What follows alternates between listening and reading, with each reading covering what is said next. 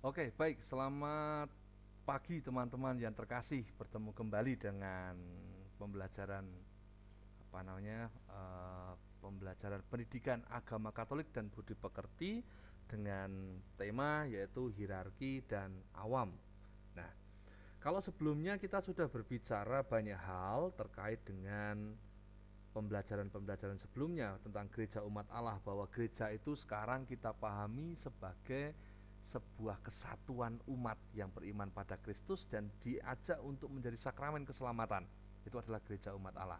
Gereja persekutuan terbuka sejak adanya semangat Aggiornamento di dalam Konsili Vatikan kedua, maka wajah gereja menjadi berubah. Gereja menjadi lebih terbuka pada peran semuanya yang dulunya adalah bersifat pastor sentris, ya, pastor sentris atau hierarki sentris, sekarang berubah menjadi kristosentris, bahwa Allah yang menjadi pusat di mana semua orang itu mempunyai fungsi dan peran itu mengambil contoh atau semangat dari hidup Yesus Kristus. Nah, kemudian pemandangan yang lain atau pandangan yang lain adalah bahwa gereja mulai terbuka paham keselamatannya, bahwa yang diselamatkan oleh Allah bukan hanya orang-orang Kristiani saja, tetapi semua orang yang mau melaksanakan nilai-nilai yang Yesus wartakan di dalam hidupnya, seperti itu. Nah, selanjutnya kita juga sudah bicara mengenai sifat-sifat gereja. Gereja yang satu, kudus, katolik, dan apostolik. Gereja yang satu, biarpun gereja itu di sekarang ada banyak sekali denominasi, namun gereja itu adalah satu. Satu dalam hal apa? Satu dalam kesatuan iman, kesatuan iman Allah yang trinitaris. Ya, jadi mau berapa banyak gereja, pasti mereka beriman pada Allah Bapa, Putra, dan Roh Kudus, seperti itu. Lalu gereja itu dikatakan sebagai satu karena apa? Karena gereja, khususnya gereja Katolik itu dikatakan satu karena di bawah satu kepemimpinan, di mana peribadatannya juga satu, seperti itu ya. Nah, peribadatannya adalah satu, jadi urutannya itu adalah sama di negara manapun, seperti itu. Lalu gereja yang satu, gereja yang kudus. Bagaimana gereja yang menyatakan diri sebagai kudus sementara warganya adalah orang-orang berdosa? Ini mau mengatakan bahwa kekudusan itu adalah milik Allah, bukan milik anggotanya. Anggotanya adalah orang-orang yang bersiarah menuju pada kekudusan dari waktu ke waktu. Dan kalau kita melihat kata kudus itu sebenarnya kan bisa ditinjau dari dua hal. Yang pertama, segala sesuatu yang dikhususkan untuk Allah itu akan menjadi kudus, ya. Dan yang kedua adalah bahwa kekudusan itu adalah hasil karya Roh, dan Roh Kudus ada di dalam tubuh gereja. Maka kemudian Roh Kuduslah yang akan menjadi jaminan penyucian bagi gereja. Oke, kembali bahwa segala sesuatu yang dikhususkan bagi Allah itu adalah kudus. Itu artinya ketika saya punya meja dan meja itu saya pakai sebagai tempat doa, tentunya perlakuan saya akan berbeda dengan meja yang lainnya, seperti itu ya. Meja yang lainnya, karena apa? Saya tahu bahwa meja ini saya khususkan untuk tempat saya berdoa, di mana saya menjalin relasi dengan Allah, seperti itu. Nah, gereja yang satu, yang kudus, gereja yang Katolik sekarang. Gereja yang Katolik itu adalah gereja yang umum, universal. Bagaimana dikatakan sebagai gereja yang umum atau universal? Karena gereja Katolik terbuka bagi suku bangsa manapun untuk menjadi anggota gereja. Yang kedua, misi keselamatannya adalah untuk semua orang, bukan hanya orang-orang Katolik atau orang-orang Kristen saja. Dan gereja Katolik terbuka pada niat baik orang-orang yang mau terlibat untuk membangun dunia lebih baik. Jadi bukan hanya tugas dari orang Katolik saja dibebankan pada orang Kristiani saja. Dan yang terakhir adalah gereja terbuka pada suku, pada adat istiadat yang ada. Karena dengan begitu gereja ingin memberikan terang tentang apa yang terjadi di dalam adat istiadat itu, bahwa kepercayaan mereka tentang segala sesuatu itu adalah awal mula atau bibit awal orang sampai pada iman Kristiani. Itu yang mau Pak Eko sampaikan, seperti itu ya. Oke, sekarang setelah sampai di situ kemudian kita sampai pada sifat gereja yang apostolik ya. Gereja yang apostolik itu adalah gereja di mana iman kita itu bersumber atau patokannya itu adalah iman para rasul. Kenapa para rasul? Karena mereka adalah orang-orang yang hidup bersama dengan Yesus, mengalami pengalaman hidup secara langsung dengan Yesus. Maka dia yang sungguh-sungguh tahu, dia sungguh-sungguh merasakan, dia bisa menyimpulkan sesuatu, dan ketika dia menjalani sesuatu tidak benar, Tuhan pasti Yesus akan mengingatkan secara langsung kepada mereka. Dengan demikian iman mereka menjadi acuan kebenaran dari iman yang kita pegang sampai dengan saat ini. Oke, sampai di situ jelas ya. Kemudian ketika kita ngomong tentang hierarki dan awam adalah kelanjutan dari ini. Karena tadi kita bicara mengenai gereja yang apostolik, sekarang kita ngomong apostolik itu kemudian dilanjutkan tugasnya. Tugas para rasul itu dilanjutkan di dalam tugas dari para hierarki yang ada di dalam gereja Katolik, seperti itu. Nah, apa toh yang mau kita bicarakan? Mari kita masuk di dalam pembicaraan kita selanjutnya. Ya, kita akan belajar langsung. Oke, kita sambil menunggu untuk screen yang akan muncul. Oke, sudah muncul. Kita akan bicara mengenai hierarki dan awam, melihat fungsi dalam keanggotaan gereja. Bahwa di dalam gereja itu ada orang-orang yang berfungsi sebagai awam, ada orang-orang yang masuk dalam hierarki, seperti itu. Mari kita lihat tujuan pembelajaran kita itu apa. Yang pertama adalah peserta didik, dalam hal ini adalah Vanlisian, diharapkan untuk mampu memahami fungsi dan peranan hierarki serta kaum awam dalam gereja Katolik, serta terampil untuk selalu membuat mind mapping dari semua materi pembelajaran yang dipelajari oleh siswa-siswi. Kompetensi dasar yang pertama adalah bersyukur atas fungsi dan peranan hierarki serta awam dalam gereja. Yang pertama, indikatornya adalah mengimani fungsi dan peranan hierarki serta awam dalam gereja. Jadi kata yang ingin Pak Eko dengar dari pembelajaran ini adalah kata O. Oh, begitu. Jadi kalau ada awam dan hierarki itu penjelasannya seperti itu. Oh, imam melakukan hal-hal seperti A, B, C, D, E, F, G itu dengan dasarnya adalah ini. Oh, ternyata tujuan dari berkegiatan itu adalah itu, misalnya. Dan kata O itu akan menjadi sebuah pintu awal pembuka untuk kita bisa mengimani. Ya, tahu dulu. Tahu tentang apa yang terjadi di dalam gereja yang terkait dengan hierarki dan awam. Setelah kita tahu, kita bisa mengimani, kita bisa percaya karena punya dasar yang jelas gitu ya. Kemudian kita akan menghayati. Jadi apa yang kita lakukan itu kemudian kita bisa menghayati bahwa oh ini toh yang dimaksud tadi itu. Oh, kalau saya mendapatkan perutusan ini berarti saya harus melakukan hal-hal 1, 2, 3, 4, 5. Jadi memposisikan diri lebih tepat di dalam tugas perutusan, di dalam gereja maupun juga di dalam masyarakat. Yang ketiga adalah menyatakan syukur kepada Allah atas fungsi dan peranan hierarki. Menyatakan syukur kepada Allah atas fungsi dan peranan hierarki. Kenapa kita harus bersyukur? Syukur itu adalah sebuah sikap di mana kita dipenuhi oleh rasa kebahagiaan dan rasa terima kasih yang begitu besar, seperti itu ya. Kenapa kita harus berterima kasih? Kenapa kita harus bersyukur begitu besar? Karena apa? Karena kita dipanggil oleh Allah di dalam kesatuan umat, sehingga kita boleh boleh mengambil peran sebagai awam.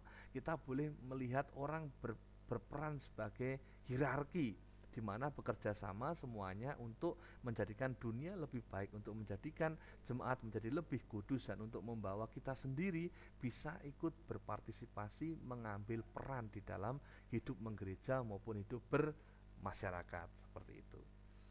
Oke. Kompetensi dasar yang kedua adalah bertanggung jawab pada bertanggung jawab pada fungsi dan peranan hierarki gereja. Bagaimana seorang awam seperti kita itu bisa bekerja sama dengan hierarki.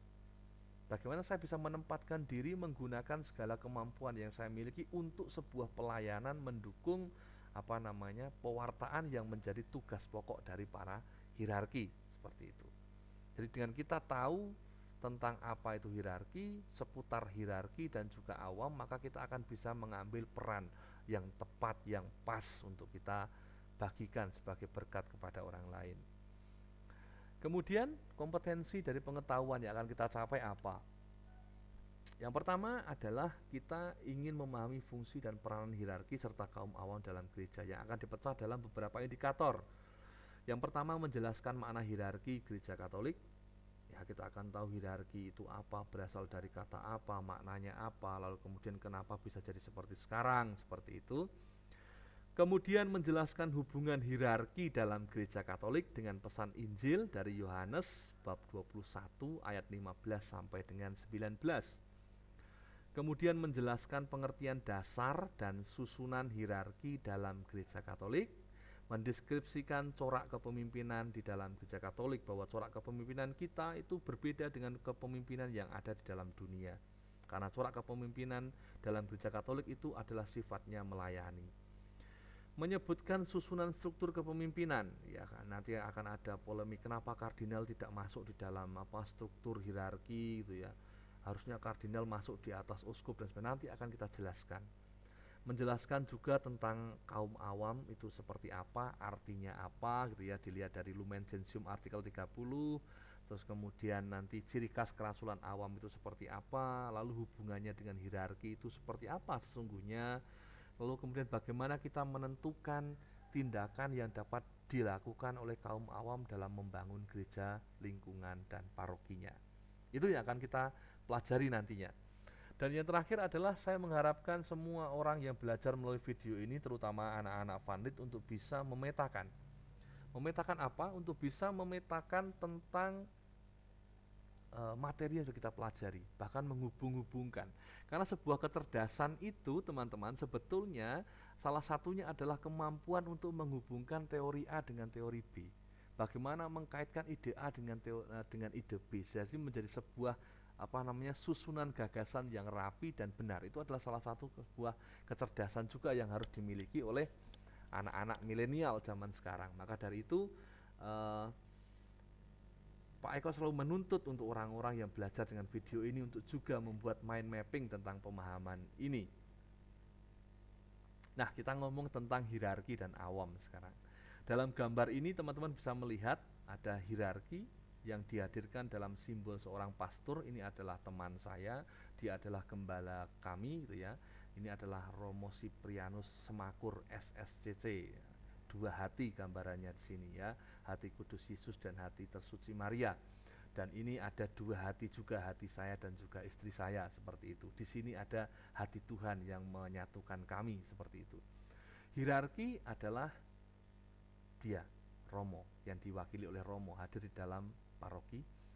Dan kemudian awam adalah kita, kami, dalam hal ini gambar ini adalah saya dan istri saya, untuk bisa menunjukkan siapa itu hierarki dan siapa itu awam. Let's go, mari kita lanjutkan dalam pembahasan kita lebih lanjut lagi. Untuk membahas tentang hierarki dan awam, saya akan membahas lebih dahulu tentang kitab Yohanes bab 21 ayat 15 sampai dengan 19. Injil ini akan menjadi dasar penjelasan kita, pemahaman kita terkait dengan keberadaan awam dan juga hierarki, seperti itu. Nah, begitu pentingnya Injil ini, maka saya ingin membaca Injil ini terlebih dahulu, baru kemudian mencoba untuk menguraikan, baru kemudian mencoba untuk mengartikan atau melihat tentang inti atau pesan yang bisa kita temukan di sana. Pembacaan dari Injil Yohanes bab 21 ayat 15 sampai dengan 19. Gembalakanlah domba-dombaku. Sesudah sarapan, Yesus berkata kepada Simon Petrus, "Simon anak Yohanes, apakah engkau mengasihi aku lebih daripada mereka ini?" Jawab Petrus kepadanya, "Benar Tuhan, Engkau tahu bahwa aku mengasihi Engkau." Kata Yesus kepadanya, "Gembalakanlah domba-dombaku." Kata Yesus pula kepadanya untuk kedua kalinya, "Simon anak Yohanes, apakah engkau mengasihi aku?" Jawab Petrus kepadanya, "Benar Tuhan, Engkau tahu bahwa aku mengasihi Engkau." Kata Yesus kepadanya, "Gembalakanlah domba-dombaku." Kata Yesus kepadanya untuk ketiga kalinya, "Simon anak Yohanes, apakah engkau mengasihi aku?" Maka sedih hati Petrus karena Yesus berkata untuk ketiga kalinya, "Apakah engkau mengasihi aku?" Dan ia berkata kepadanya, "Tuhan, engkau tahu segala sesuatu. Engkau tahu bahwa aku mengasihi engkau." Kata Yesus kepadanya, "Gembalakanlah domba-dombaku. Aku berkata kepadamu, sesungguhnya ketika engkau masih muda, engkau mengikat pinggangmu sendiri dan engkau berjalan kemana saja kau kehendaki. Tetapi jika engkau sudah menjadi tua, engkau akan mengulurkan tanganmu dan orang lain akan mengikat engkau dan membawa engkau ke tempat yang tidak kau kehendaki." Dan hal ini dikatakannya untuk menyatakan bagaimana Petrus akan mati dan memuliakan Allah. Sesudah mengatakan demikian, ia berkata kepada Petrus, "Ikutlah aku." Demikianlah Injil Tuhan, terpujilah Kristus. Baik teman-teman, Yohanes 21 ayat 15 sampai dengan 19 ada beberapa hal yang ingin Pak Eko sampaikan. Yang pertama adalah Yesus itu bertanyanya kok memilih ke Simon Petrus, bukan kepada Andreas, bukan kepada Yakobus, bukan kepada yang lainnya. Kenapa kira-kira?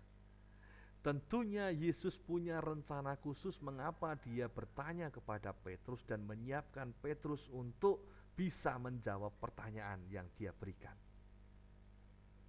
Karena Petrus akan dijadikan sebagai pemimpin dari para rasul, ketua dari para rasul. Kalau zaman sekarang, Bapak Paus kita itu adalah ketua dari para uskup yang disebut dengan primus inter pares, yang utama atau yang pertama dari antara para rasul. Nah, itu ada kaitannya ya. Kemudian yang kedua, setelah pertanyaan yang Pak Eko berikan, kenapa kok Petrus? Nah, kita membahas ke poin yang kedua. Poin yang kedua adalah pertanyaannya, "Simon anak Yohanes, apakah engkau mengasihi aku lebih dari mereka ini?" Ada kata yang muncul, lebih daripada mereka ini.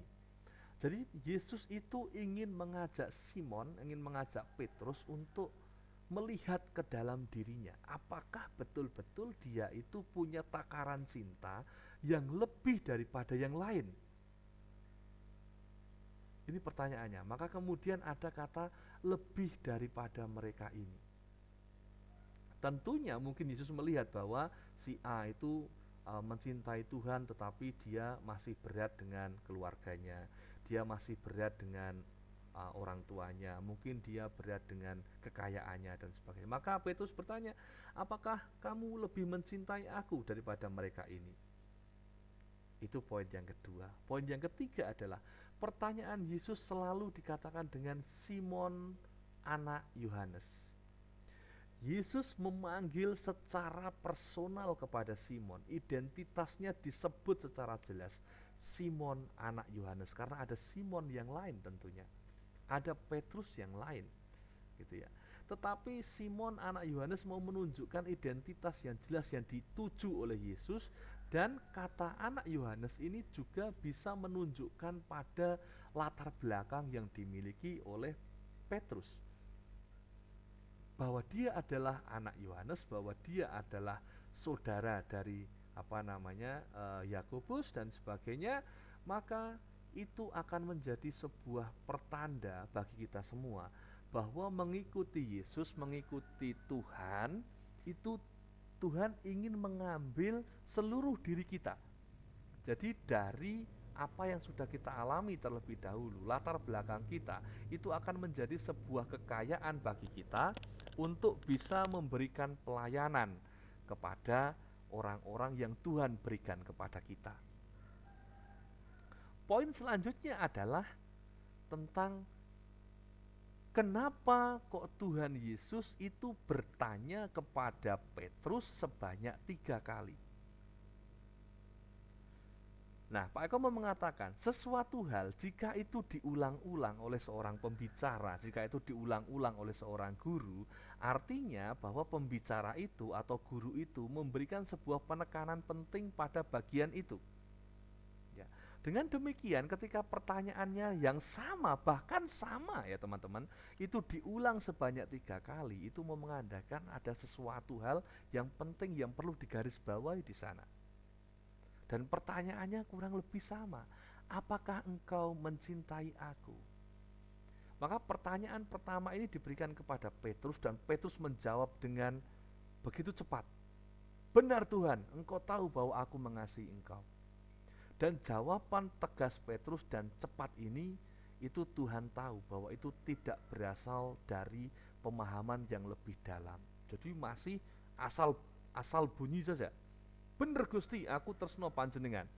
Selesai. Gitu ya. Maka kemudian Tuhan mengajak untuk ojo buru-buru, jangan buru-buru kamu ngomong mencintai aku. Ya. Namun demikian juga Tuhan mengatakan gembalakanlah domba-dombaku. Mungkin saat itu Petrus mulai bingung, maksudnya apa gitu ya. Kemudian datang pertanyaan kedua. Simon, anak Yohanes, apakah engkau mencintai aku? Petrus mengatakan, benar Tuhan, engkau tahu bahwa aku mengasihi engkau. Jadi Petrus itu dengan berapi-api gayanya itu langsung, bener Gusti, aku tresno kowe itu. Jangan tanya lagi. Jadi sisi akunya itu masih muncul. Ketika sisi akunya masih muncul lagi, Tuhan menjawab dengan jawaban yang sama, gembalakanlah domba-dombaku. Kemudian pertanyaan yang ketiga, Simon anak Yohanes, apakah engkau mencintai aku? Disinilah letak bedanya jawaban Petrus yang ketiga. Tuhan, engkau tahu segala sesuatu. Engkau tahu bahwa aku mengasihi engkau. Di sini Petrus sudah mulai merasa ada sesuatu yang mungkin Tuhan kehendaki, sehingga dia bertanya sampai 3 kali. Ada yang tidak beres mungkin dengan jawabannya. Maka mungkin dia berpikir bahwa mungkin jawaban saya ada yang salah. Mungkin Tuhan tahu bahwa ada hal-hal di mana saya menjawab itu tidak dengan kesungguhan hati. Gitu ya. Kita tahu bahwa dalam sejarah kemudian bahwa Petrus pernah mengingkari Tuhan Yesus juga. Mungkin itu juga yang Tuhan Yesus tahu, maka dia membuat pertanyaan 3 kali ini untuk menekankan itu. Maka ketika 3 kali ini adalah proses yang diajak oleh Yesus kepada Petrus untuk lebih dalam mengenal dirinya, ukuran cintanya bagi Tuhan. Dan ketika dia mengatakan, Tuhan kamu tahu, kenapa kamu bertanya? Kamu bisa membuat apapun dengan apa yang aku miliki sekarang. Ketika Petrus mengatakan kurang lebih jawaban seperti itu, baru kemudian Tuhan menjawab dengan jawaban yang sama tetapi dengan penjelasan, gembalakanlah domba-dombaku. Gitu ya. Nah, gembalakanlah domba-dombaku ini menunjukkan tugas yang diberikan kepada Petrus ya, sebagai gembala bagi orang-orang beriman. Tetapi juga mau menjelaskan bahwa di dalam gereja itu ada dua fungsi atau 2 peran. Yang pertama adalah hierarki, gembala, yang kedua adalah domba.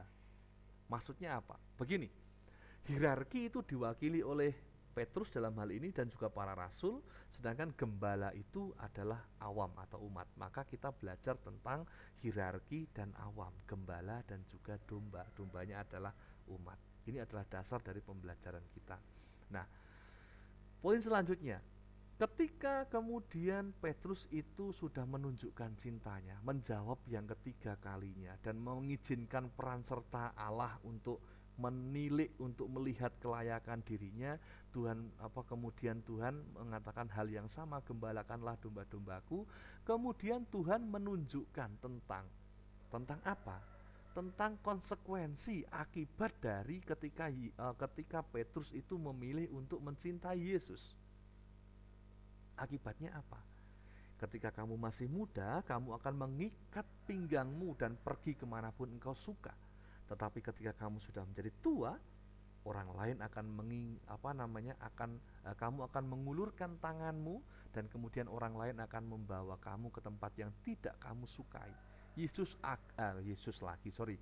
Petrus akan disalibkan di kota Roma dan meninggal di sana. Itu adalah konsekuensi dari mengikuti Yesus yang dibuat oleh Petrus.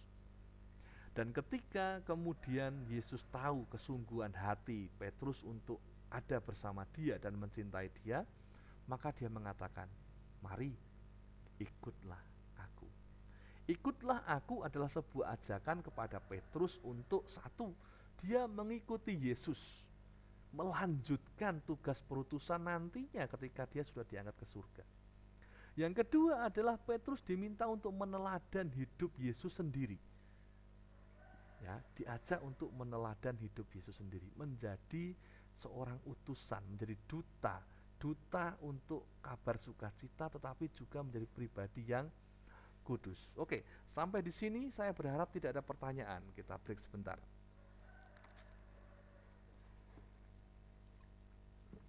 Oke, kita lanjutkan ke materi selanjutnya. Nah, ini adalah pembahasan tadi yang Pak Eko katakan. Ya, lebih lengkap yang di awal tadi penjelasannya, bahwa perikop ini berbicaranya, yang diajak berbicara oleh Yesus ini adalah Petrus. Kenapa Petrus? Pak Eko sudah jelaskan tadi, karena ada yang istimewa. Petrus dijadikan sebagai pemimpin bagi para rasul. Apakah engkau mengasihi aku lebih dari mereka? Jadi ada tolok ukurnya. Mereka ini, itu tuntutan bagi Petrus untuk mencintai lebih, dan diajak untuk melihat sebatas mana dia mencintai Tuhan. Jawab Petrus, Tuhan, engkau tahu segala sesuatu, engkau tahu bahwa engkau mengasihi aku. Itu adalah jawaban yang ketiga. Artinya dia sudah tidak sombong lagi dengan penilaian terhadap dirinya, tetapi dia sudah mengizinkan Allah untuk melihat sendiri kelayakan terhadap apa yang akan dia buat kepada dirinya. Gembalakanlah domba-dombaku menunjukkan sebuah tugas yang diberikan ke pundak Petrus, tetapi juga menjadi dasar kita untuk belajar pada saat ini bahwa ada gembala dan ada domba. Gembala adalah hierarki dan domba adalah para awam itu. Dan konsekuensi bagi Petrus adalah sesuatu di mana dia harus mati, disalibkan di kota Roma dengan kondisi kepala terbalik karena merasa tidak layak meninggal atau mati seperti Yesus. Seperti itu. Dan yang terakhir adalah ikutlah aku. Yesus mengajak Petrus untuk mengikuti dia, melanjutkan jejaknya, melanjutkan tugas perutusannya untuk menjadi duta dari Allah Bapa, menyampaikan kabar sukacita kepada dunia. Tetapi juga sekaligus menjadi ajakan bagi Petrus untuk menjadi lebih baik, lebih menyerupai seperti halnya Yesus Kristus. Nah, ini Pak Eko bicara mengenai hierarki sekarang. Hierarki itu apa? Nah, hierarki itu Pak Eko gambarkan seperti Bapak Paus Fransiskus. Ya. Dia adalah simbolisasi dari hierarki, pemimpin tertinggi di dalam gereja. Seperti itu. Nah, pemimpin tertinggi itu diwariskan atau mendapatkan legitimasinya dari mana? Dari sosok Petrus yang dipilih oleh Allah sendiri untuk menjadi primus inter pares, yang utama atau yang pertama dari antara para rasul, seperti itu. Ya. Maka seorang paus itu dituntut untuk memiliki sebuah kecintaan yang lebih kepada Allah daripada yang lainnya. Oke, sekarang kita bicara mengenai bagaimana menjadi anggota gereja. Anggota gereja itu ditandai dengan dibaptis. Ketika orang dibaptis, orang mengambil 3 tugas utama Yesus, yaitu sebagai imam, nabi, dan raja. Maka awam pun juga punya tugas untuk mengambil peran ini, imam, nabi, dan raja. Nah, ketika kita ngomong tentang imam, nabi, dan raja, ada hal yang membedakan antara fungsi atau peran awam dan juga fungsi peran hierarki. Kenapa bisa berbeda? Karena ada imamat yang diberikan. Nah, itulah yang kemudian menjadi alasan kenapa Pak Eko menambahkan kata baptis dan imamat, karena disitulah letak perbedaan peran dan fungsi dari hierarki dibandingkan dengan para awam. Yang pertama adalah bahwa seorang hierarki, orang yang masuk dalam hierarki, imam, uskup, atau paus, itu punya kewajiban atau punya tugas menjadi seorang imam, yaitu menyucikan lewat pelayanan sakramen. Siapa yang disucikan? Yang disucikan adalah umatnya. Siapa yang disucikan adalah dirinya sendiri sebagai umat Allah juga. Lalu yang kedua sebagai nabi, mewartakan permenungan sabda Allah yang telah mereka lakukan. Tugas mereka adalah mendekatkan diri dengan sabda Allah, mendekatkan diri dan mendapatkan kebijaksanaan yang sedalam-dalamnya dari permenungan mereka terhadap sabda Allah itu. Kemudian membagikannya kepada orang lain, ya, kepada umat, supaya mereka pun juga memperoleh makna dari permenungan itu dan terbawa pada kesucian juga, seperti itu. Karena kita tahu bahwa umat atau awam itu banyak disibukkan oleh urusan duniawi, sehingga kerap kali waktu untuk bisa hening, tenang, kemudian merenungkan sabda Allah, mencari makna di balik sabda Allah, itu kerap kali tidak memiliki porsi yang cukup daripada yang dimiliki oleh para hierarki ini. Kemudian sebagai raja itu para hierarki, dalam hal ini imam, uskup dan juga paus, itu diminta untuk bisa menjadi memimpin jemaat kepada kekudusan. Nah, sekarang kita akan bicara mengenai dokumen gereja, yaitu Lumen Gentium. Apa yang mau kita bahas? Oke, kita bahas mengenai hierarki dulu. Lumen Gentium artikel ke-18 mengatakan bahwa struktur hierarki itu bukanlah sesuatu yang ditambahkan atau dikembangkan dalam sejarah gereja saja, bukan sesuatu tambahan, tetapi yang disebut dengan hierarki itu sudah betul-betul dikehendaki oleh Allah, dikehendaki oleh Tuhan Yesus. Bagaimana bisa dijelaskan? Begini, Allah Bapa menghendaki manusia yang sudah jatuh dalam dosa diselamatkan melalui Yesus Kristus. Kehadiran Yesus Kristus di dunia, Yesus itu memanggil 12 rasulnya untuk menjadi teman dalam melaksanakan tugasnya. Dan ketika dia diangkat ke surga, para rasul inilah yang kemudian melanjutkan tugas Yesus, ya, untuk mewartakan kabar sukacita kepada dunia. Dan kemudian para rasul ini ketika jemaat semakin banyak dan juga area semakin luas akan mengambil berbagai macam orang untuk bisa membantu. Maka dengan demikian struktur hierarki itu sudah betul-betul ada dan dikehendaki itu oleh Allah, oleh Yesus sendiri, untuk bisa semakin banyak menyebarkan kabar sukacita kepada banyak orang ke seluruh dunia. Yang kedua, mau menekankan dalam artikel ke-20 dikatakan bahwa para uskup itu adalah penggantinya para rasul. Ini mau menekankan bahwa apa? Menekankan bahwa successio, ya, successio apostolica atau keberlanjutan dari tugas memimpin dari para rasul itu sudah diturunkan kepada dewan para uskup, gitu ya. Kemudian uskup setempat dan gereja universal. Ini di dalam artikel ke-23. Apa yang mau dijelaskan? Keuskupan setempat itu cita rasanya, kalau kita rasakan, itu sudah sama dengan cita rasa gereja universal atau gereja yang ada di dunia. Kenapa? Karena Yesus Kristus itu mengambil para rasul untuk bekerja bersama dengan dia, untuk mendampingi jemaat. Jadi ada para rasul di sana, ada jemaat di sana, ada Yesus Kristus di sana. Nah, dalam gereja keuskupan pun demikian. Jadi uskup yang menguasai atau menjadi pemimpin di dalam keuskupan itu adalah pengganti para rasul. Ada umat di sana, ada pembantu dari para rasul. Maka di situ cita rasa dunia universal itu sudah bisa kita temukan di dalam gereja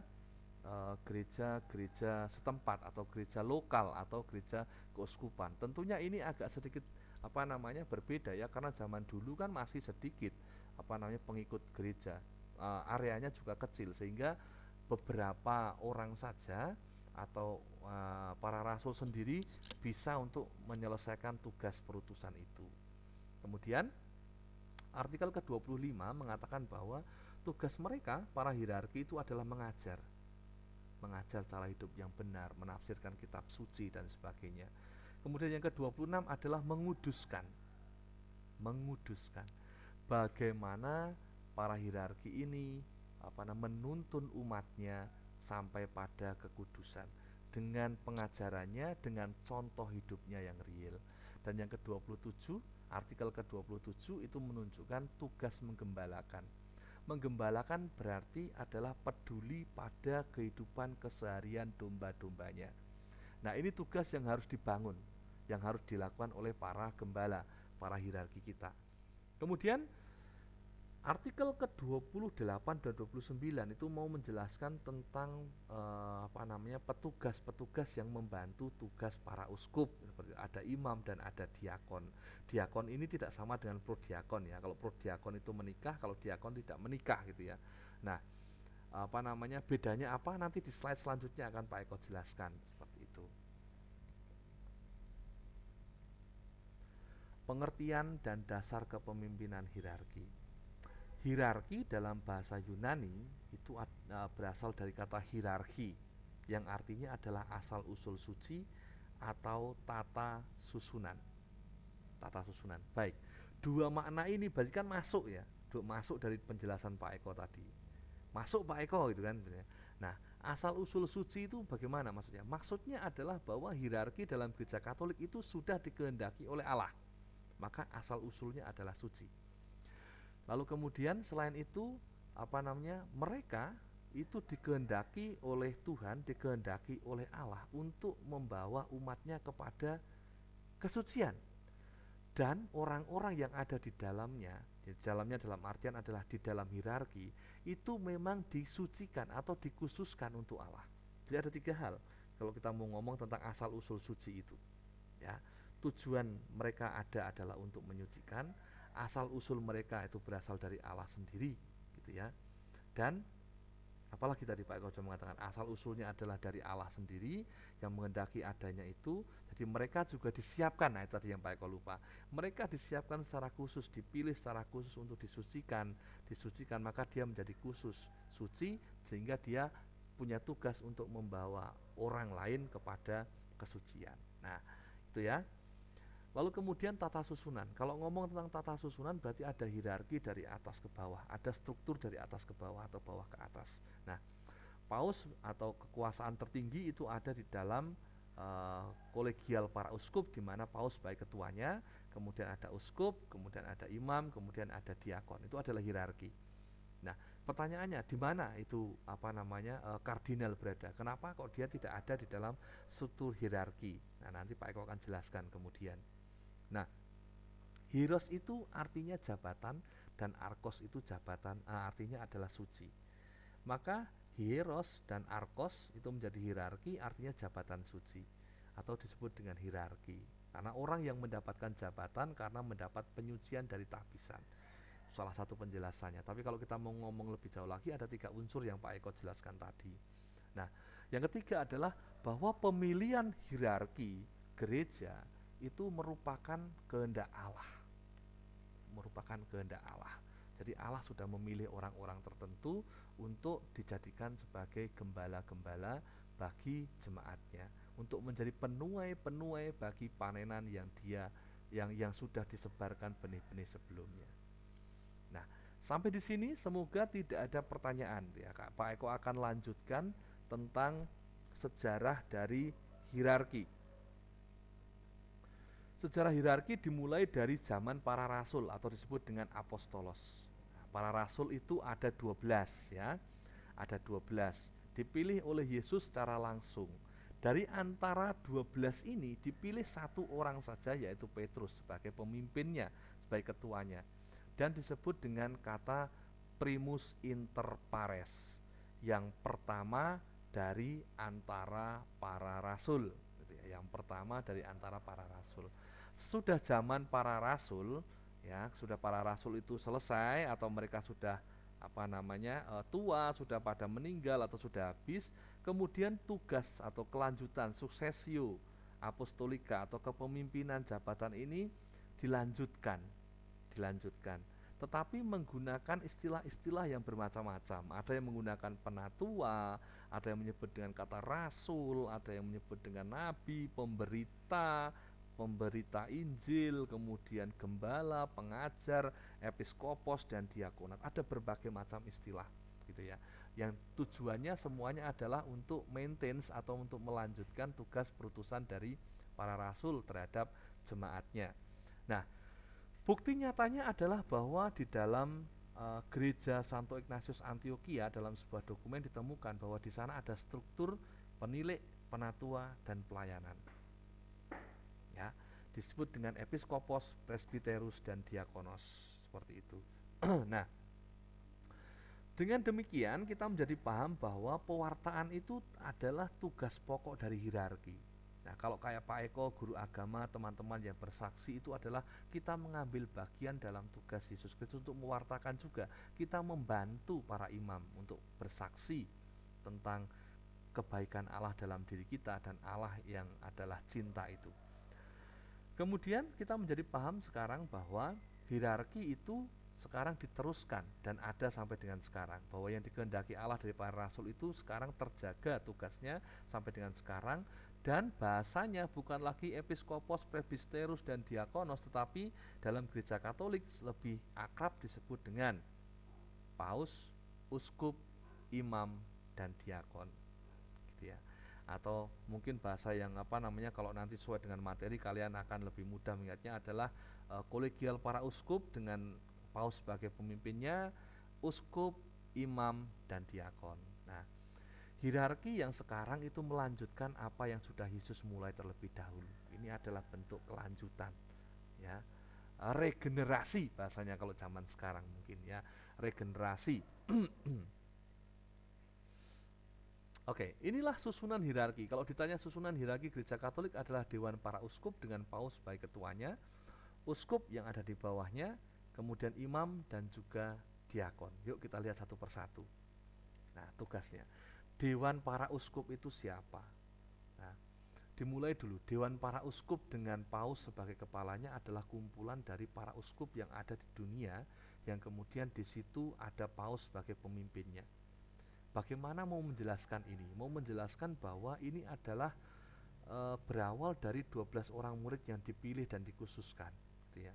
Kemudian dari satu itu dipilih satu orang, yaitu paus sebagai pemimpinnya, untuk menunjukkan bagaimana paus itu sebagai pemimpin atau sebagai kepalanya, bahwa paus itu memimpin 11 rasul yang lain, seperti itu. Ada muatan kolegial, ada muatan saling keterkaitan dan keterhubungan di sana, ya, yang saling mendukung di sana. Bahwa yang mungkin simbol yang menunjukkan bahwa antar uskup satu dengan uskup yang lain itu ada keterkaitan. Ya, bagaimana itu? Bahwa tahbisan seorang uskup itu diberikan diberikan oleh paus sebisa mungkin, gitu ya. Kehadiran uskup-uskup yang lain itu minimal adalah 3 orang, minimal. Karena ini akan menjadi sebuah simbolisasi bahwa mereka terhubung satu dengan yang lain, gitu ya. Seperti ada sistem sel-sel yang membangun jaringan. Nah, itulah seorang uskup yang ada. Kemudian para uskup itu adalah pengganti para rasul dengan tugas pewartaan. Pak Eko sudah jelaskan tadi. Nah, dewan para uskup itu berarti menggantikan dewan para rasul yang dahulu. Maka kemudian tugas dewan uskup itu apa? Dalam kesatuan dengan paus dan tidak pernah tanpa dia. Artinya para uskup ini bersama-sama dengan paus, gitu ya. Kalau tidak dengan paus itu dia tidak punya legitimasi menjadi sebuah kekuasaan tertinggi untuk mengajar di dalam gereja. Tapi ketika para uskup ini berkumpul menjadi satu, ada paus di sana dipimpin oleh paus dan menghasilkan sebuah hasil dari pembicaraan mereka, maka hasil itu akan menjadi sebuah pengajaran yang diberikan kepada semua umat Allah, dan pengajaran itu tidak bisa salah. Kenapa tidak bisa salah? Karena sudah dibahas oleh banyak orang, ya, ditinjau dari berbagai macam hal. Selain itu juga ini berbicara mengenai sebuah kebijakan hidup, ya, kebijaksanaan hidup seperti itu.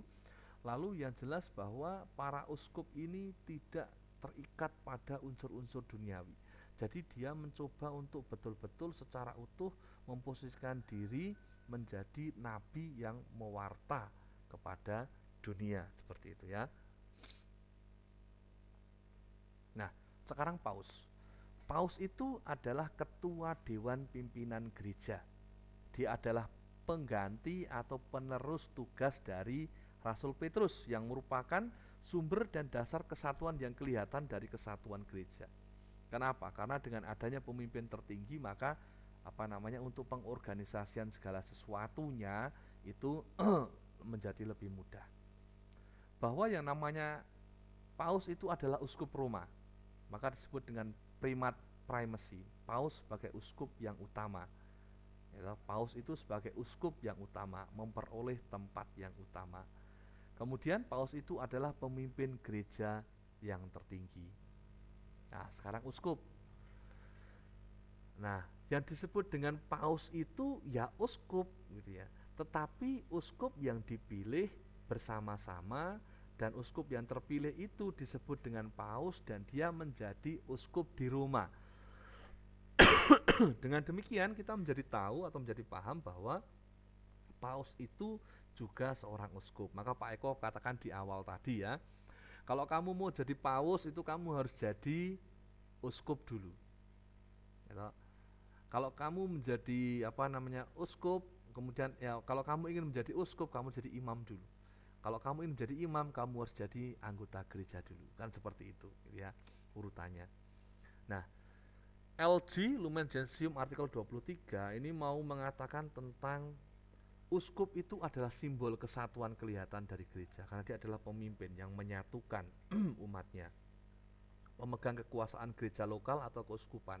Maka teman-teman kalau perhatikan bagaimana ketika seorang uskup itu datang dalam sebuah perayaan itu ya, ketika dia berada di daerah kekuasaannya sendiri, maka tongkatnya itu akan menghadap ke depan seperti ini. Tapi ketika kemudian dia menjadi tamu, tongkatnya akan menghadap ke belakang, gitu ya.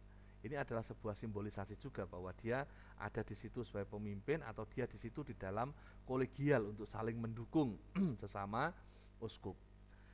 Dia adalah pembimbing umat, pelayan, pengabdi dalam masyarakat, dan tugas utama dari seorang uskup itu adalah menjadi seorang pewarta, pemimpin di dalam perayaan-perayaan, dan juga sebagai seorang pelayan. Oke ya, sampai di sini jelas saya pikir. Kita akan melanjutkan pada siapa saja membantu para uskup itu, yang Pak Eko sebut tadi dengan kata imam dan diakon. Nah ini loh, pembantu uskup itu adalah imam dan diakon.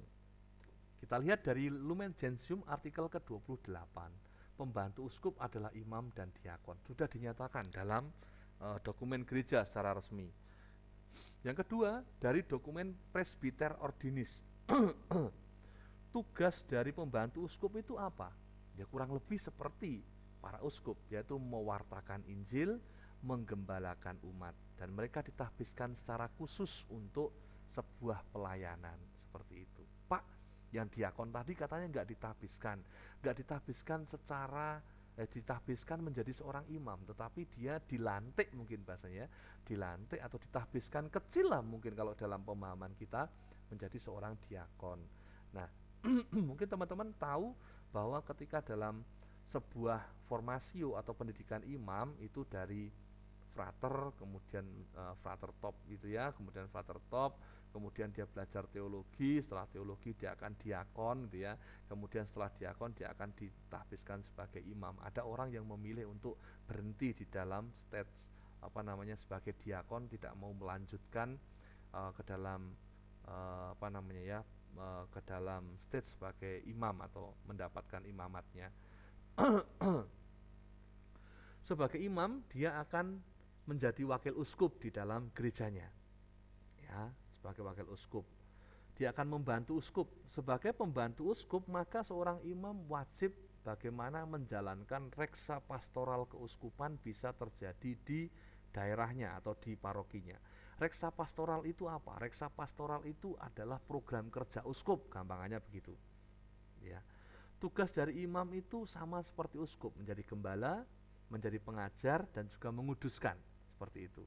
Dan mereka adalah sebagai pembina iman umat, ya, pembina iman, karena mereka begitu dekat dengan sabda Allah, selalu merenungkan, mempunyai waktu untuk mencari kebenaran dari keheningan yang dia miliki, kemudian memandang segala sesuatu dalam ketidakterikatan apapun, maka dia menemukan inti dari sebuah kehidupan, inti dari pengajaran iman, dan kemudian itu akan diwartakan kepada umat supaya mereka pun juga sampai kepada ranah kesucian seperti itu.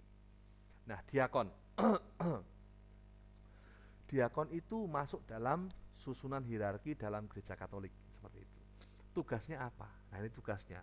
Tugasnya bisa teman-teman lihat di dalam Lumen Gentium artikel 29. Menerimakan baptis secara meriah, menyimpan dan membagikan ekaristi, saksi perkawinan dan memberkatinya, mengantar komuni suci terakhir yang mendekati ajal, membacakan kitab suci kepada kaum beriman, mengajar dan menasihati umat, memimpin ibadat dan doa, menerimakan sakramentali, memimpin pemberkatan jenazah ke pemakaman dan lain sebagainya. Itu adalah tugas pokok dari seorang diakon. Oke, sampai di sini tentang hierarki. Apakah teman-teman ada pertanyaan? Kalau ada pertanyaan bagi anak-anak Vanlit, bagi teman-teman Vanlitsian, silahkan kalian menuliskan di forum diskusi di Google Classroom kita, atau saat meet itu nanti kita bisa diskusikan, boleh kalian tanyakan. Dan bagi teman-teman yang lain yang menggunakan video ini sebagai pembelajaran kalian, kalian bisa menuliskan di kolom komentar untuk kemudian nanti akan coba Pak Eko bantu jawab seperti itu. Nah, ini catatan khususnya. Kalau dari tadi teman-teman menanti, kenapa kardinal tidak pernah disebut? Ya. Kardinal itu tidak masuk dalam hierarki. Kardinal itu adalah anggota badan tertinggi Gereja Katolik Roma. Ya, kemudian tugasnya adalah memilih paus, penasihat utama paus, membantu reksa harian seluruh gereja. Nah, Dewan Kardinal itu jumlahnya 120 orang, teman-teman. Dan usianya harus di bawah 80 tahun. Kenapa 80 tahun? Karena kalau sudah di atas 80 tahun itu sudah jompo, tidak bisa apa-apa. Bahkan dalam Mazmur dikatakan bahwa batas umur kami adalah 70 tahun atau 80 tahun jika kuat. Dan 80 tahun ini adalah sebuah pembatasan yang ditentukan pada zaman dulu. 80 tahun itu masih bisa banyak berkarya gitu ya. Dan kenapa harus diambil pada masa-masa, bukan pada masa muda? Karena harapannya adalah orang itu seiring dengan banyaknya waktu yang dia lewati, semakin banyaknya pengalaman yang dia jalani, dan semakin banyak waktu untuk merenungkan sabda Allah, kebijaksanaannya itu akan bertambah dan bertambah. Maka pada usia lanjutnya dia diminta untuk menjadi seorang penasehat di dalam kebijaksanaan yang dia miliki itu, tentunya di dalam kedekatan pada bimbingan roh. Fungsi hierarki adalah menjalankan tugas gerejani, yaitu pelayan sakramen dan mengajar serta penggembalaan. Ini ada di dalam Lumen Gentium ya. Menjalankan tugas kepemimpinan dalam komunikasi iman. Bagaimana mereka orang-orang atau hierarki ini memberikan sebuah arahan hidup, penjelasan terhadap permasalahan-permasalahan yang dihadapi oleh umatnya, bagaimana harus bersikap, bagaimana harus mengambil keputusan jika dia menghadapi sebuah permasalahan, dan itu berdasarkan pada terang Injil yang dia sudah renungkan dari hari ke hari. Dan fungsi hierarki adalah sebagai simbol pemersatu di dalam gereja Katolik. Nah, peranan hierarki memberikan bimbingan pastoral ya, memberikan bimbingan pastoral dan pengajaran. Ini bisa kita lihat dengan bagaimana mereka memiliki kuasa mengajar magisterium ya. Dan pada zaman sekarang adalah banyak orang datang kepada hierarki, pada imam. Karena apa? Karena mereka banyak merenungkan sabda Tuhan, tidak ada keterikatan dalam dirinya, maka dia diharapkan menyuarakan sebuah kebenaran. Maka nasihat-nasihatnya begitu dipegang, begitu diperhatikan oleh jemaat. Lalu CD 4-5, artikel 4 atau 5. CD itu adalah sebuah dokumen di dalam gereja Katolik yang disebut dengan Christus Dominus ya. Hierarki itu menanggung keprihatinan gereja semesta. Maka kalau teman-teman itu tahu bahwa ada jemaat yang dianiaya di mana, lalu ada gereja yang dibakar di mana, biasanya gereja itu akan dibangun menjadi lebih besar lagi daripada sebelumnya. Kenapa? Karena semakin banyak orang peduli, semakin banyak orang turut merasa menjadi bagian dari penderitaan mereka, seperti itu. Nah, tugas dari hierarki adalah memperhatikan gereja-gereja di seluruh dunia, merangkul pemimpin gereja yang mengalami kesulitan. Dalam hal ini uskup itu akan datang kepada para imamnya untuk melakukan wawan hati, kemudian bagaimana meneguhkan ketika mereka dalam situasi sulit dan memberikan semangat, tapi juga memberikan mungkin beberapa hal masukan untuk kemudian menjadi bagaimana reksa pastoral itu bisa dijalankan, bagaimana program-program dari seorang uskup itu bisa dijalankan di dalam pelaksanaan program paroki, gitu ya. Corak kepemimpinannya, ini yang Pak Eko katakan, bahwa corak kepemimpinan dalam gereja Katolik yang begitu solid, begitu kuat, itu ya, itu ditiru oleh banyak orang. Tetapi yang yang membuat berbeda adalah kesulitan itu dibangun atau dibina dalam nafas pelayanan, ya. Begitu kuat, kemudian biasanya orang akan jatuh pada pemimpin yang otoriter atau diktator seperti itu. Tetapi dalam gereja Katolik ini menjadi berbeda. Kenapa berbeda? Yuk kita lihat. Yang pertama adalah kepemimpinan gereja itu merupakan panggilan khusus dan itu ada campur tangan Allah. Disiapkan oleh Allah, orangnya disiapkan khusus oleh Allah, gitu ya. Sehingga bukan karena kepandaian, bukan karena apa, tapi karena Allah sudah memilih, sehingga kekurangan yang ada pada dirinya itu bisa mereka atasi untuk bisa menjadi seorang gembala dalam gereja Katolik. Yang kedua, kepemimpinan dalam gereja itu bersifat mengabdi dan melayani dalam arti semurni-murninya. Seperti halnya Yesus mengosongkan diri, meninggalkan kealahannya dan memberikan cintanya secara utuh untuk mencintai manusia, mencintai dunia tanpa mengharapkan balasan apapun. Maka seorang pemimpin tertinggi dalam gereja yang disebut dengan paus itu mendapatkan gelar servus servorum Dei. Artinya hamba dari hamba-hamba Allah. Wadis yang paling ngisor, wis hamba sak ngisore hamba meneh, gitu ya. Itu adalah tugas bagaimana seorang yang ada di puncak pimpinan itu justru malah hadir dalam semangat untuk melayani, bukan untuk dilayani, seperti itu. Dan kepemimpinan hierarki itu berasal dari Allah sendiri, ya. Sampai di sini semoga teman-teman mendapatkan kejelasan tentang hierarki itu apa. Karena Pak Eko akan beralih ke awam sekarang. Awam, gambarannya Pak Eko ini ya. Pak Eko sedang menjadi seorang narasumber untuk guru-guru pendidikan agama Katolik seluruh Kabupaten Temanggung saat itu. Bagaimana Pak Eko membagikan diri, apa yang Pak Eko bisa untuk juga bisa memberi terang atau membantu bagi guru-guru agama Katolik yang lain. Nah, awam itu apa? Yang dimaksud awam adalah semua orang beriman Kristiani yang tidak termasuk dalam tahbisan suci dan status kebiarawanan yang diakui dalam gereja. Maksudnya apa? Jadi semua orang Katolik gitu ya, orang Katolik yang bukan imam, uskup dan paus gitu ya, itu adalah awam. Sebelum kita melihat ada buntut penjelasan lagi, dan status kebiarawanan yang diakui dalam gereja. Artinya imam para bruder, para suster gitu ya, itu tidak masuk di dalam kelompok awam. Kenapa? Karena dia itu terikat dalam status kebiarawanan gitu ya. Kalau yang seperti itu, maka kemudian bisa kita pahami bahwa awam tidak meliputi biarawan-biarawati seperti halnya suster bruder. Walaupun mereka tidak menerima tahbisan suci dan itu dianggap khusus dalam gereja Katolik karena apa? Karena mereka punya tipe atau punya cara hidup yang khusus. Silakan teman-teman pelajari dalam Lumen Gentium artikel 31 untuk bisa memperdalam materi itu. Nah, ini penjelasan tentang tadi. Awam itu adalah laity ya, laity, orang awam yang menjadi warga gereja, sudah dibaptis, komuni, penguatan, tidak menerima tahbisan suci. Nah, dan sebagainya. Dan mau dijelaskan di sini bahwa awam itu adalah semua orang beriman Kristiani yang kecuali imam atau religius yang diakui oleh gereja. Sama kurang lebih penjelasannya dengan slide sebelumnya.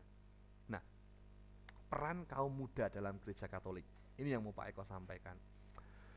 Sebagai kaum muda, tentunya teman-teman itu bisa mengabdikan dirinya sebagai entah itu pembina apa atau namanya pembina ya, atau pelatih putra-putri altar, atau masih menjadi putra-putri altar, menjadi anggota KOR, menjadi anggota Mudika atau OMK, menjadi dirigen, lektor, pembina PIA dan lain-lain. Itu bisa kita sumbangkan diri kita untuk kegiatan bermacam-macam. Bahkan selain itu juga, bahkan Pak Eko sampaikan untuk teman-teman yang dulu sebelum masa pandemi, anak-anak Vanlitsian di stage atau di kelas 2, kelas 11 itu punya kewajiban menjadi pendamping PIA.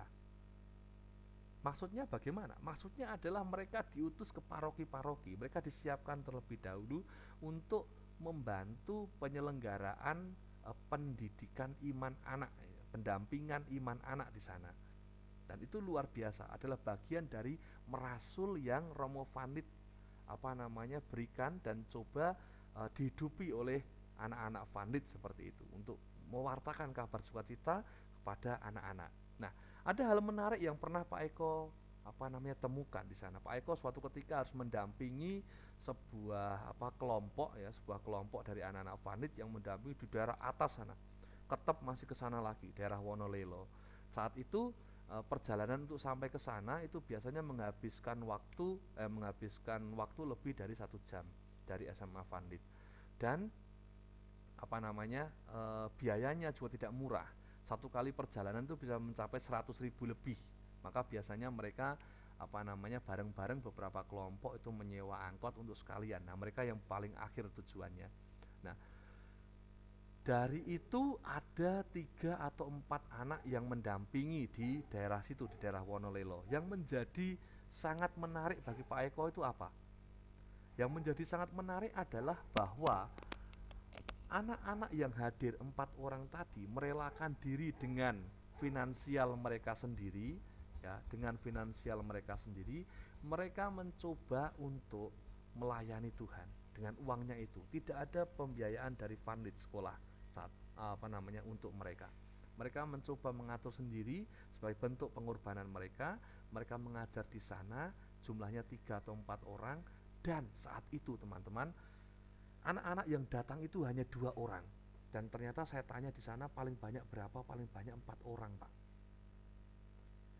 Yang datang 3 sampai 4 orang, siswa yang didampingi atau anak yang didampingi adalah 2. Sehingga pernah muncul dalam refleksi bersama adalah, kalau kita tutup saja bagaimana? Karena jumlah anaknya tidak banyak, hanya 2, biayanya terlalu tinggi. Kemudian saat itu saya dan juga teman-teman yang lain mengatakan bahwa jangan, kita tidak pernah tahu nasib dari 2 orang ini. Siapa tahu besok dia akan menjadi orang yang penting, yang perlu kita bekali dengan iman akan Yesus Kristus, cara hidup Kristiani yang baik. Dan ini adalah bagian dari sebuah perjuangan seperti halnya Romo Vanlit dulu menyebarkan iman Katolik kepada orang-orang Jawa sampai menyebar ke seluruh Indonesia. Maka anak-anak Vanlit diajak untuk terlibat merasakan itu. Nah, bagaimana dengan teman-teman yang lain, pengguna video saya yang lain, bisa memahami, bisa melibatkan diri? Bisa kalian menjadi itu tadi ya, putra-putri altar atau pembinanya, anggota KOR, OMK, dirigen, lektor, pembina PIA dan lain-lain yang masih bisa kita lakukan sebagai orang-orang muda. Apalagi dengan situasi pandemi seperti ini menuntut sebuah cara merasul yang berbeda. Dan kalian sebagai orang-orang muda lebih luas, lebih mudah untuk menyesuaikan diri dengan situasi seperti ini. Harapannya kalian menjadi tulang punggung gereja, menjadi sebuah penggedor, sebuah ujung tombak untuk mengadakan perubahan. Bagaimana cara bersaksi, bagaimana cara merasul di tengah pandemi seperti ini. Nah, Pak Eko lanjutkan. Bagaimana toh peranan kaum awam itu? Nah, peranan kaum awam yang pertama adalah bahwa kita hidup di tengah-tengah masyarakat, kita adalah anggota masyarakat. Maka ciri khas dari kaum awam itu keistimewaannya adalah bahwa kita itu hidup atau berurusan dengan hal-hal duniawi, berpikir tentang untung rugi, berpikir tentang bagaimana mencari uang, bagaimana mengupayakan kedamaian, bagaimana mengupayakan tentang kemakmuran, itu adalah urusan kita. Maka awam itu bergerak di banyak bidang. Ada yang bergerak di bidang kesehatan, bidang politik, bidang pemerintahan dan sebagainya. Itu tugas awam. Dan di tempat-tempat itulah kita harus menjadi garam, kita harus menjadi ragi, di mana kita bisa memunculkan kasih, suasana kasih, persaudaraan, cinta dan harapan tempat di mana kita bekerja. Yang kedua, awam itu sebagai ragi yang mewarnai dunia dengan iman, harapan dan kasih. Pak Eko sudah jelaskan tadi. Tata dunia adalah medan bakti kita. Jadi itu adalah cara kita mencapai pada kekudusan adalah dengan berurusan dengan hidup konkret, hidup real gitu ya. Kalau para imam itu lebih pada urusan spiritual, memberikan bimbingan spiritual kepada umat. Kalau kita langsung berhadapan, gitu, face to face, ya, man to man, ketemu dengan orang yang kemudian kita harus berinteraksi. Justru di saat itulah bagaimana kabar sukacita itu bisa langsung disampaikan, bisa langsung dirasakan, bisa bisa merubah semakin banyak. Karena apa? Kita masuk ke dalam sel-sel yang lebih luas melalui keberadaan awam ini. Maka peran awam tidak bisa dianggap sepele dalam gereja Katolik seperti itu. Nah, selanjutnya, tugas awam itu dijalankan di masyarakat bukan semata sebagai warga negara, tetapi dorongan iman dan tugas kerasulan. Nah ini, Monsinyur Sugio Pranoto sebagai salah satu lulusan dari SMA Van Lith gitu ya, itu mengatakan 100% Katolik, 100% Indonesia. Bukan 100% Indonesia, 100% Katolik, tetapi dimulai dari 100% Katolik, 100% Indonesia. Matangkan imanmu, gitu. Temukan kekuatan imanmu, temukan refleksimu bahwa Allah mencintai kamu dan Allah mengutus kamu untuk mencintai orang lain. Dengan demikian maka yang namanya merasul itu adalah sebuah dorongan iman. Karena aku sudah dicintai Tuhan, maka aku juga harus mencintai orang lain. Itulah kelebihan dari gereja Katolik gitu ya. Itulah kelebihan dari gereja, anggota gereja adalah bersaksi. Karena aku dicintai Tuhan dulu, maka aku mencintai orang lain. Nah, AA 2 dan AA 5. AA ini bukan AA itu ya, tapi AA. AA itu adalah kepanjangan dari Apostolicam Actuositatem. Ya, apa kuwi Pak? Itu adalah sebuah dekret, sebuah dokumen dari gereja yang berbicara tentang awam. Ya. Tugas awam ada di dalam gereja dan masyarakat. Jadi kita tuh punya keterikatan antara awam yang satu dengan awam yang lain dalam gereja, gitu ya. Sehingga ini terikat satu dengan yang lain. Tetapi kita juga punya tugas untuk terjun langsung ke masyarakat, ya. Gereja bertugas membangun tata dunia yang lebih baik. Dan ini bukan hanya peran awam tok, tapi juga hierarki. Hierarki memberikan pencerahan lewat permenungannya. Kita sebagai orang ujung tombaknya yang harus dengan skill yang kita miliki, kita menjadikan tata dunia menjadi lebih baik, di mana hukum Allah, hukum cinta kasih merajai di sana. Lumen Gentium artikel 1. Semua suka, duka, dan harapan dari dunia itu adalah milik gereja. Gereja tidak bisa tutup mata. Gereja tidak bisa tidur dalam kenyamanan. Gereja harus terlibat di dalam apa yang dialami oleh dunia dan menjadikan dunia selalu lebih baik. Itu adalah panggilan kita, panggilan gereja. To be a sacrament for the world. To be a sacrament for the world. Artinya menjadi sakramen bagi dunia. Tanda yang kelihatan bahwa Allah sedang menyelamatkan dunia. Nah, sekarang kita sampai pada penjelasan tadi. Kalau tadi di awal Pak Eko menjelaskan tentang bagaimana hierarki itu mengambil peran dalam 3 tugas perutusan Kristus, maka sekarang Pak Eko di akhir penjelasan Pak Eko mau menjelaskan tentang bagaimana seorang awam dalam baptisan yang dia terima, dia harus mengambil 3 peran perutusan Yesus Kristus. Apa itu? Sebagai imam, sebagai nabi, dan sebagai raja. Hanya dimaknai di dalam fungsi yang berbeda, dalam peran yang berbeda daripada hierarki yang Pak Eko jelaskan. Sebagai imam, para awam harus menyucikan diri kita lewat doa, menerima sakramen-sakramen, dan melakukan kurban, termasuk kurban rohani. Kurban rohani itu dijelaskan bahwa yang namanya awam itu mempersembahkan kurban rohani. Maksudnya apa? Maksudnya adalah kehidupannya suka dukanya, perjuangannya gitu ya. Semua hidupnya itu diserahkan bersama dengan kurban Kristus, dipersembahkan oleh imam bersama dengan kita dalam kurban Yesus Kristus, menjadi persembahan yang kita bisa berikan kepada Tuhan. Itu adalah tugas dari seorang awam dalam tugas imam yang kita ambil dari tugas Yesus Kristus. Kemudian sebagai nabi mewartakan iman lewat perbuatan dan kata-kata. Ini Pak Eko harus tambahkan dengan perbuatan dan kata-kata. Walaupun pewartaan itu harus petugas utama dari hierarki, tapi Pak Eko mengatakan bahwa karena kita yang sampai pada level-level bawah tingkat kehidupan manusia, ya, dan kita yang bertemu dengan banyak orang, maka kesaksian kita selain kita ngomong bahwa Allah adalah kasih, saya adalah kehadiran Allah yang mengasihi, itu kita harus menunjukkan itu dalam situasi real hidup kita, sehingga orang bisa melihat, wih, luar biasa, orang Katolik itu dari kedatangannya saja tanpa berbuat apa-apa, auranya sudah berbeda, menghadirkan sebuah ketenangan, menghadirkan sebuah kenyamanan, keyakinan bahwa semuanya akan berjalan dengan baik ya. Tetapi kalau ada kehadiran orang Kristen, orang Katolik yang justru malah menghadirkan keonaran, orang ini harus bertanya terlebih dulu, untuk apa saya diciptakan? Kepada siapa saya bercermin dan mengambil peran hidup saya? Karena Tuhan tidak pernah mengarahkan pada itu, gitu. Tetapi mengarahkan pada kebenaran. Kalau kebenaran itu menuntut adanya sebuah perjuangan sedikit, oke, tidak masalah, gitu ya. Tetapi harus kita ikut terlibat di dalamnya, memberi contoh sebagai pionir yang memulai perjuangan itu.